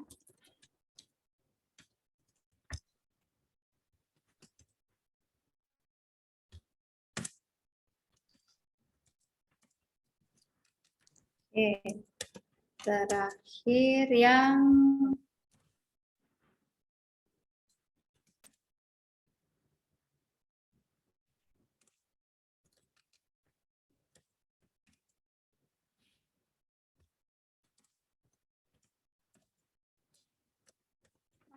depresiasi. Ya. Siapa nih? Muhammad Noval. Ya Bu, untuk yang pusat mencatat Branch Bandung pada akumulasi depresiasi. Gimana yang di pusatnya? Pusat Branch Bandung di debit, kemudian akumulasi depresiasi di kredit. Branch Bandung, jadikan satu aja. Berarti Branch Bandung. Lalu Branch Solo. Terus? Branch Surabaya. Branch Surabaya. Kreditnya adalah? Akumulasi depresiasi. Akumulasi depresiasi. Oke, tinggal kita hitung ya itu ya. Yang Bandung sama dengan 28.800.000 dibagi 6, kemudian 28.800.000 terus dibagi 6 kali 1/12. kalikan 1/12. Mau nggak deh? Mau 400.000. Ya, Solo 33 juta per 33 juta bagi 5 kali 1/12. Oke, terus Surabaya 30 juta per 30 ya. Ya. Kalikan 1/12. Oke. Itu totalnya. Cobain semua ya. Terus kalau yang di masing-masing cabang berarti Di Bandung itu depreciation expense pada home office. Oke, jadi kita mencatat expense-nya di sini, kreditnya Home office. home office ya. Oke, sama seperti ini semua ya. Tinggal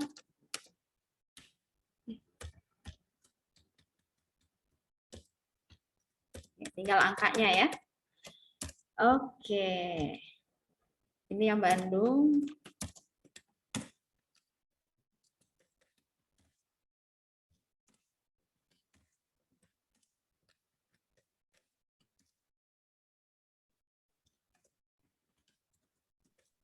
Oke. Ya. Nah, bisa semuanya.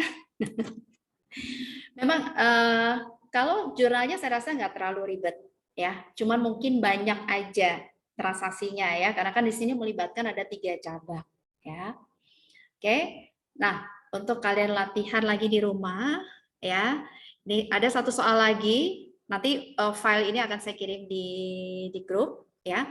Nanti kalian kerjakan nih, ini soalnya sama juga ada 3 cabang, cuman di sini mungkin ada variasinya sedikit, apa nih ya?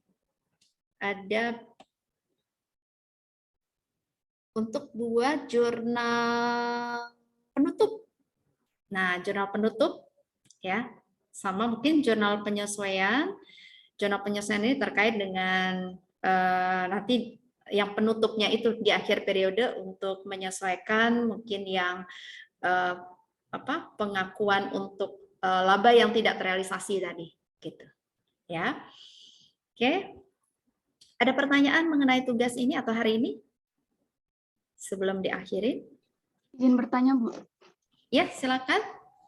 Silvi.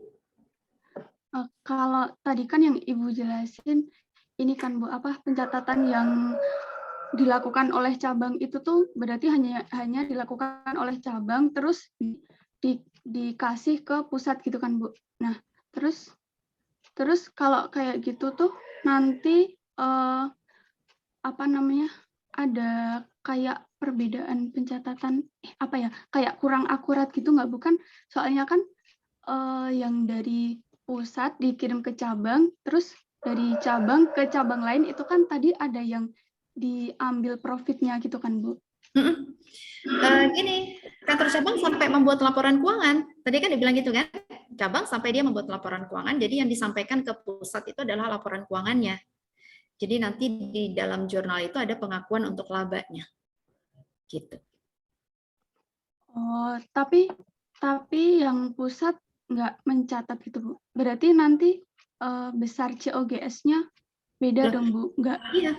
Jadi makanya kenapa kok seperti tadi unrealized profit kita tetap harus mengalihkan ya antara mungkin pengiriman cabang satu, cabang lainnya kita unrealized profitnya ikutan juga kita alihkan.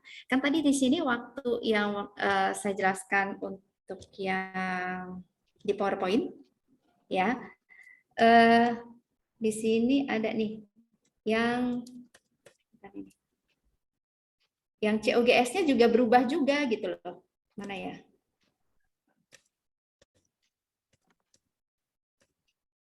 Oh, bukan.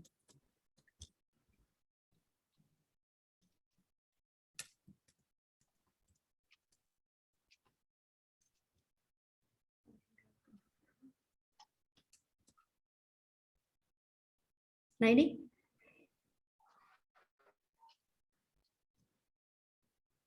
Jadi kan ada penyesuaian juga. Kok ini? Nah, ini. Jadi yang dengan kita menyesuaikan untuk pengakuan laba, itu sudah sebenarnya mengakui bahwa kita nggak mengakui cost of goods sold-nya yang dicatat oleh si cabang. Jadi labanya cukup kita menambahkan laba si cabang itu di kantor pusat. Karena kan cabang nggak perlu tahu berapa sebenarnya harga pokoknya, gitu kan? Sehingga penyesuaiannya dilakukan di kantor pusat dengan mengakui untuk barang yang terjual ini tadi, ya kita tambahkan labanya yang dicatat oleh si cabang, berarti kurang catat dong. Kita tambahin labanya, gitu. Itu oh, sih. berarti yang pusat nggak mencatat tadi yang laporan keuangan, tapi melakukan penyesuaian, gitu, Bu? Iya. Oh iya. Ya. Terima kasih, Bu. Oke. Ya. Ada pertanyaan lagi? Ya, apa?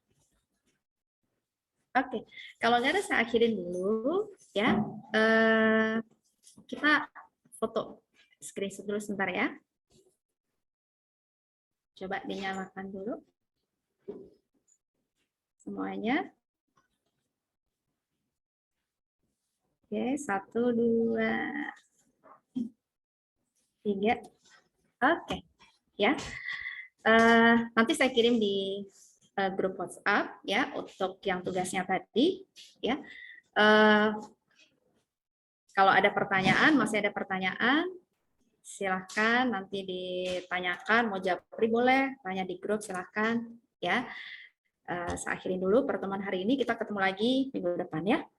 Selamat pagi semuanya.